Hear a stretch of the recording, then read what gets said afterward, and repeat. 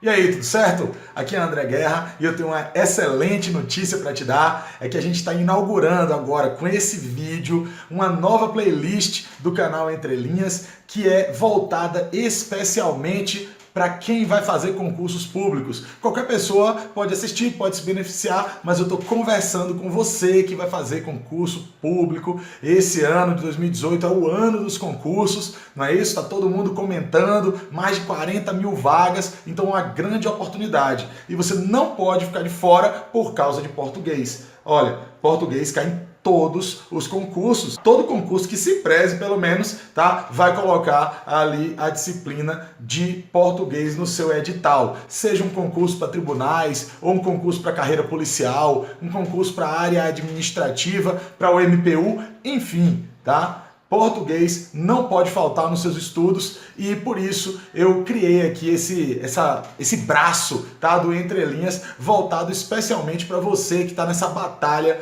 por uma vaga no serviço público, ok? E qual foi o assunto, qual foi o conteúdo que eu escolhi para poder fazer esse vídeo aqui inaugural, o melhor que eu pudesse fazer para poder te ajudar? Eu vou falar aqui hoje sobre o uso do acento grave indicativo de crase, esse nome gigante que a gente costuma chamar apenas de uso da crase. Tá bom? Então, esse é um vídeo em que eu vou te ensinar quando você deve usar, quando você não deve usar e quando a crase é facultativa, que talvez seja até o mais difícil para algumas pessoas nessa saber se eu posso usar ou não posso, devo ou não devo. Então, vamos lá, olho na tela, me acompanhe que eu vou te ensinar para você não esquecer nunca mais. E fique comigo aqui ao longo do vídeo, que em algum momento você vai ganhar um presente, beleza? Então, olho na tela. Vamos falar aqui do uso obrigatório, de quando o uso é proibido e do uso facultativo da crase, quando fica a seu critério escolher. Tudo bem? Olha só, quando é que a crase é obrigatória? Eu coloquei até de verde aqui para você ver. Repare, a crase é obrigatória em alguns casos aqui em especial. Primeiro de todos, vamos falar quando a preposição a, ok? Você sabe que tem alguns verbos cuja regência exige a presença da preposição a. Eu vou a, eu entreguei o presente a. Então, essa preposição a muitas vezes é exigida pelo verbo, tá? Quando ela é exigida, eu tenho que observar o seguinte, às vezes, logo após a preposição, eu vou encontrar um artigo a, ou então um artigo as. E toda vez que isso acontecer, eu vou precisar indicar a crase, ok? Então, o a é preposição, mais o a artigo, ou então o as, vai formar a crase, eu preciso colocar o acento grave para marcar esse encontro, ok? Repare que se eu disser assim, eu entreguei o presente à menina que mora do outro lado da rua. Eu entreguei a prova às professoras. Então, o que eu tenho aí? Preposição mais artigo a, ou então preposição mais artigo as. André, o que vai definir se é a ou as? Quem vai definir é o substantivo que vem logo após, tá? Deve ser um substantivo feminino. Se estiver no plural, você usa as. Se estiver no singular, aí você vai usar a.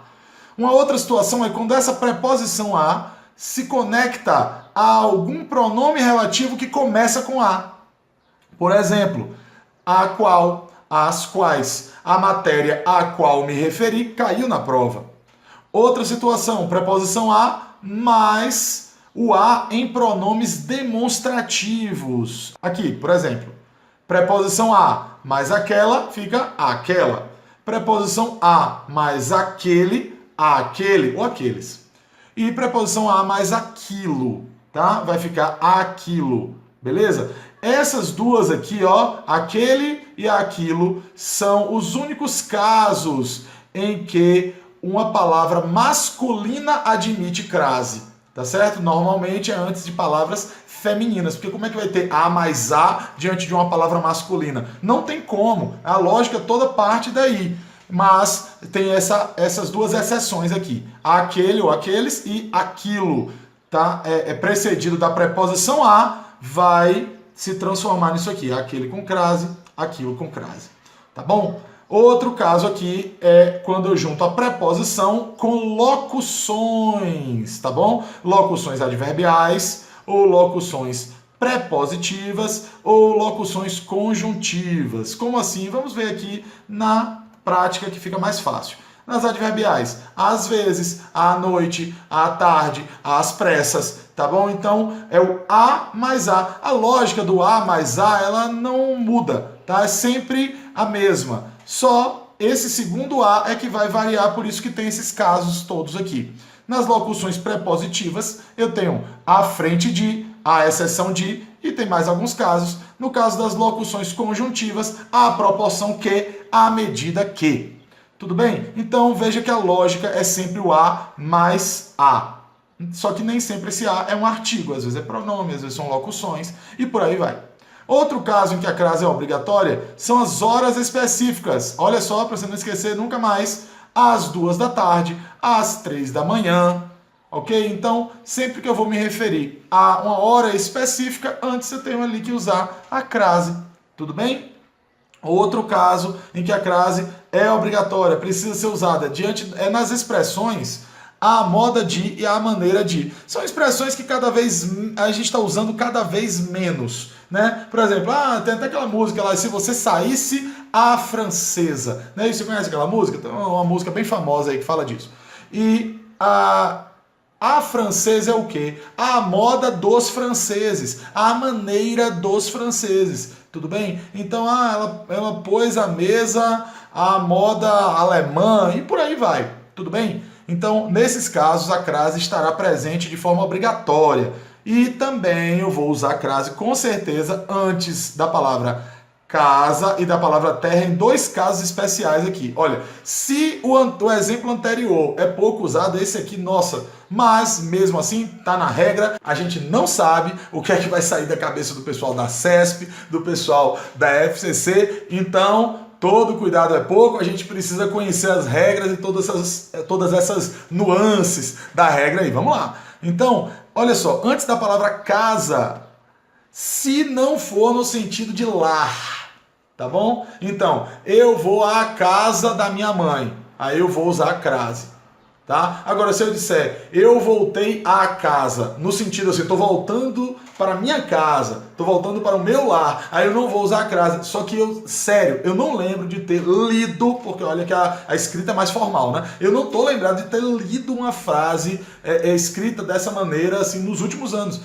Enfim, tem coisas que estão caindo em desuso, mas a gente ainda tem que estudar. Também, terra, no sentido aqui de terra firme, também eu não vou usar crase. Aí só talvez de repente o pessoal da marinha, quem é velejador e tudo mais, vai usar um pouco mais disso, quem viaja muito de navio, etc, tá bom? De lancha, de barco, mas mesmo assim é um uso que vai ficando cada vez mais formal, ninguém fala assim, por exemplo, eu cheguei à terra, tá? Tá caindo em desuso, mas mesmo assim é importante a gente estudar, vamos para frente. Então, com isso a gente encerrou aqui os casos obrigatórios. Vamos para os casos proibidos, tá? Quando é que é proibido usar a crase, tá? Antes de substantivos masculinos.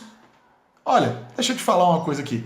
Tem determinados pontos dos conteúdos que são óbvios, que são lógicos, tá? É só você botar a máquina para funcionar, tá bom? E perceber sem querer apenas decorar. Tem coisa que a gente tem que memorizar mesmo, tá? Tem coisa que deve ser memorizada, mas tem algumas coisas que, se você entender a lógica, tá? Você não precisa memorizar. Por exemplo, você precisa memorizar, voltando aqui para a tela, você precisa memorizar que é proibido usar a crase antes de substantivos masculinos? Não, porque como é que você vai fazer a mais a?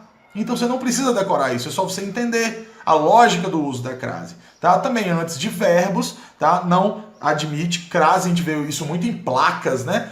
Sabe? É uma situação em que a gente vê muito, por exemplo, data e local a combinar. Aí tem gente que vai lá e coloca a crase. Então, forma de pagamento a combinar. O verbo combinar mesmo, parece que o povo fica tentado a colocar uma crase ali, mas não tem crase nessa circunstância, porque, no caso aí, combinar é verbo, e antes de verbo não tem crase e acabou a história. Tá bom? Antes de artigo indefinido, também vai ser proibido o uso da crase. No caso, uma. Não, crase é A mais A, aquela lógica que eu falei. Crase é A mais A, não é A mais uma. Então não cabe a crase aqui. Tudo bem? Também antes de numerais, então contar de 1 a 10, não cabe a crase. Tá certo? Então, também 1 a 10, 1 a 100, tanto faz. A numeração que você quiser aí, não, pode ser até 1 milhão, não vai caber crase de uma forma ou de outra. Tá certo? Então, aqui também, antes de numerais, não vou usar crase. E entre palavras idênticas, tá? Cara a cara, face a face, entre palavras idênticas repetidas, tá bom? Nesse tipo de expressão aqui bem específica, não vou usar crase. Tranquilo? Então, esses são os casos em que a crase é proibida e a gente vai ver agora os casos que a maioria das pessoas tem até dificuldade, tá bom? Para entender, mas eu vou te ensinar um jeito aqui de você não ter mais dificuldade, são os casos facultativos de uso da crase. O que é facultativo mesmo, pessoal? Facultativo é quando você tem a prerrogativa da escolha. Você escolhe se usa ou não. A norma gramatical, a norma pré-estabelecida, lhe deixou de boa. Você é que sabe. Quer usar, irmãozinho? Use. Não quer usar, irmãzinha? Tranquilo. Beleza? Então, quais são esses casos que muita gente tem dificuldade, tá? Voltando aqui. Os casos facultativos são alguns, tá? Após a preposição até, então eu posso usar a crase ou não. Caminhamos até a praia. Eu posso usar crase ou não. A decisão é nossa, tá? Você é que sabe se você vai usar ou não. A gramática lhe permite, tá? Eu também, facultativo, também o uso da crase diante de pronomes possessivos. Vamos andando à minha casa, tá? Eu posso usar a crase antes desse minha, que é um pronome possessivo, mas eu também não preciso usar necessariamente caso eu não queira. E na frente do nome de mulheres não especificadas. Deixa eu explicar como é que é isso aqui. Se estiver especificado quem é a mulher a quem estou me referindo na frase, eu tenho que usar a crase.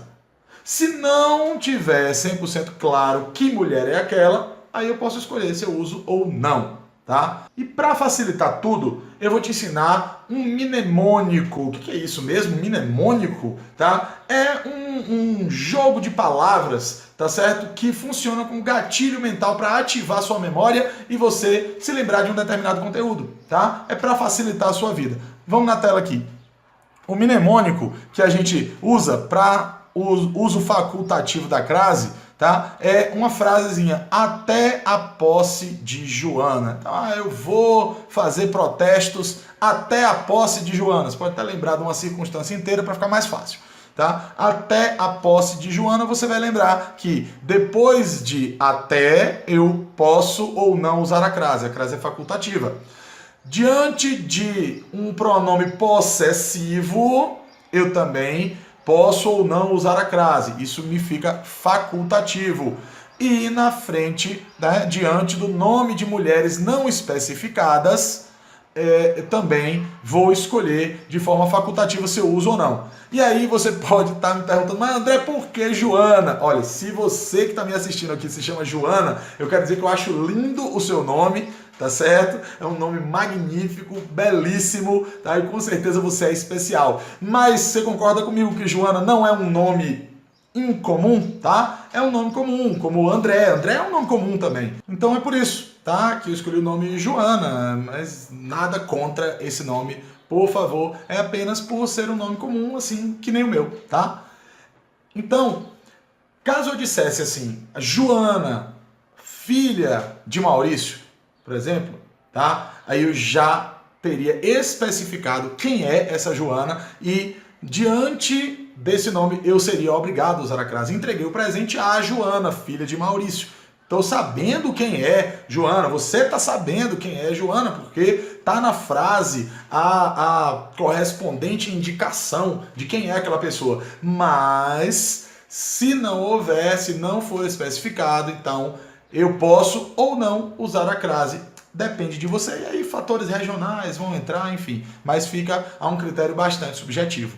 Portanto, eu tenho até a posse de Joana. Então fica mais fácil para, através desse mnemônico, você se lembrar. E como não poderia deixar de ser, a gente vai fazer uma questão aqui. A gente tem que treinar para ver na prática como é que se aplica aí esse uso da crase. Tudo bem? Então vamos a uma questão aqui, uma questão que caiu na prova do Tribunal Regional Federal, tá? Da primeira região, agora em 2017. Essa prova foi elaborada pela Banca CESP e a gente vai dar uma olhada nessa questão agora, tá bom? Olho na tela. Vamos pegar um pedacinho do trecho que foi usado para elaborar a questão.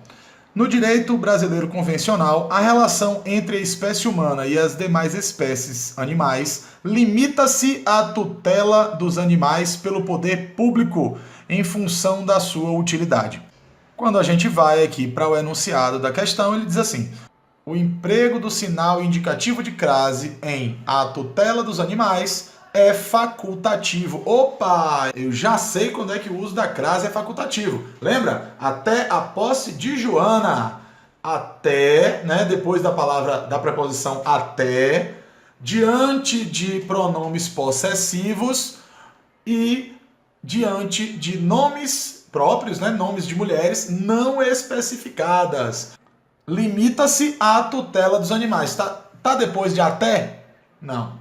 Tá antes de pronome possessivo? Não. Antes do nome de mulher não especificado? Não. E, portanto, não é facultativo. Gabarito errado. Beleza? E aí, deu para responder bem a questão? Pois é, eu quero te dar duas notícias agora. Uma, que você vai ganhar um presente. Olha só, esse mapa mental aqui, tá bom? Que eu utilizei para te explicar o assunto. Eu vou disponibilizar ele em PDF para você, inteiramente gratuito, ok? Vai estar aqui na descrição, aqui ou aqui em cima ou embaixo, na descrição do vídeo, a depender se você está assistindo esse vídeo no YouTube ou no Facebook, tá? Ele vai estar numa posição diferente, mas de qualquer forma vai ser disponibilizado gratuitamente para você, esse mapa mental para você poder estudar por ele ali e não esquecer nunca mais. A segunda notícia é que você pode agora mesmo adquirir o meu mais novo e-book, tá? Você que já conhece aí o Guia Definitivo de Interpretação de Textos, você que já conhece o passo a passo para detonar em redação, agora você tem a possibilidade de adquirir um e-book especial, português para concurso, análises de provas do MPU e tribunais. Eu estou analisando aí nesse e-book a prova do TRF, tá, da primeira região de 2017, a prova do MPU de 2015 e também a prova do STJ de 2015, todas elaboradas pela Banca CESP. Então você que vai fazer um concurso, mesmo que não seja de MPU e tribunais, tá, mas que é um concurso cuja elaboradora é a CESP, vai te servir com toda certeza, porque você sabe que prova de MPU e prova de tribunais, o nível é bem alto. E treinando pelo nível alto, quando você for fazer a prova, né, que não seja num nível tão alto assim, você vai ter mais facilidade daí do que os seus concorrentes, né, do que os outros candidatos. E você que vai fazer a prova do STJ, que já está com o edital aberto, do MPU, que a gente já está esperando aí a qualquer momento ser lançado o edital agora no primeiro semestre de 2018 ainda. Então esse é o momento, tá, para você adquirir esse e-book que tem 70 questões comentadas, tá? As questões todas de português dessas 3 provas a que eu me referi, e ainda tem mais algumas questões, tá? Nesse e-book também tem mapas mentais e ele tem um grande diferencial. Não é um livro teórico, ok? Eu estou abordando nesse e-book a teoria que cai nas provas. Você já viu o tamanho de uma gramática? A quantidade de assuntos? E você já reparou que nem todos esses assuntos caem na prova? Então, eu fiz uma seleção a partir de 3 provas de referência, tá bom? Que estão comentadas na íntegra e eu estou fazendo abordagens teóricas específicas direcionadas a partir disso, tá? Junto com mapas mentais para facilitar o seu estudo. E você pode adquirir desde já. Eu vou colocar o link aqui na descrição do vídeo. Você vai lá no link e adquire o seu e-book, tá bom? Para estudar português para concurso direcionado, Banca CESP, MPU, tribunais, com 70 questões comentadas para você matar pau em qualquer prova de português para concurso, beleza? E só para lembrar, se você ainda não está inscrito aqui no nosso canal, tem um botão aí em algum lugar da sua tela, tá? O botão inscreva-se, clica aí nesse botão, marca o sininho para você ser avisado pelo YouTube toda vez que eu lançar algum conteúdo novo aqui no Entre Linhas. Curte se você gostou, tá? E também, se você lembrou de alguém que vai fazer concurso público e que você quer ajudar, compartilha esse vídeo com essa pessoa. Um grande abraço e até a próxima!